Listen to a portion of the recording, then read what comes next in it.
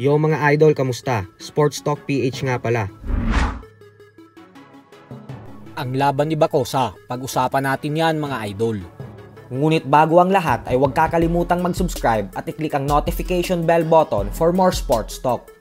So kagabi nga lamang po ay naganap na ang laban ng anak ng ating pambansang kamauman ni Pacquiao na si Eman Bacosa.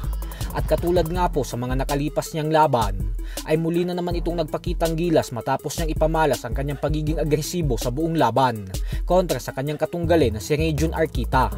Bagamat hindi ito napabagsak ni Bacosa, ay nakuha niya pa din ang panalo via third round knockout gawa ng bigla na lang itong umayaw sa round 3 na siyang dahilan kung bakit napilitan ang referee na ihinto na lang ang bakbakan.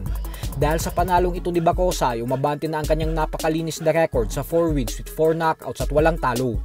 Napaka-aktibo din po ni Bacosa dahil pangatlong beses niya na itong laban sa loob lamang ng taon na ito.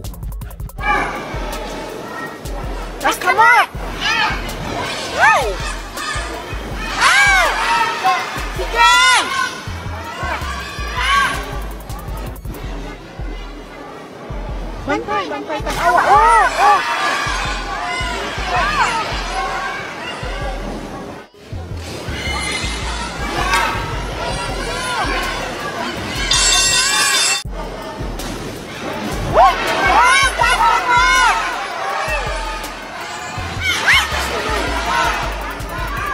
Don't get too excited. You get pissed off.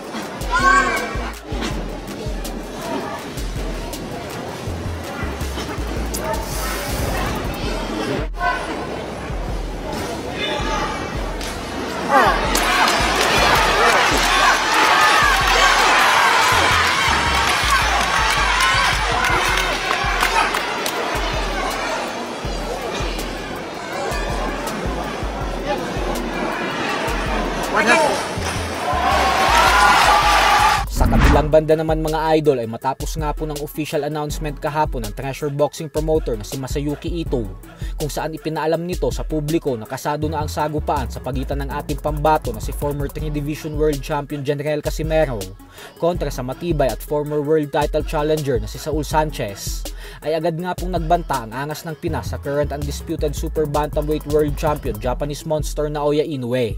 Banat po ni Casimero na manood daw dapat si Inoue ng laban niya kasi si Inoue na daw ang isusunod niya pagkatapos kay Sanchez. Nakatakda pong ganapin ang sagupaan Casimero vs Sanchez sa October 13 sa bansang Japan.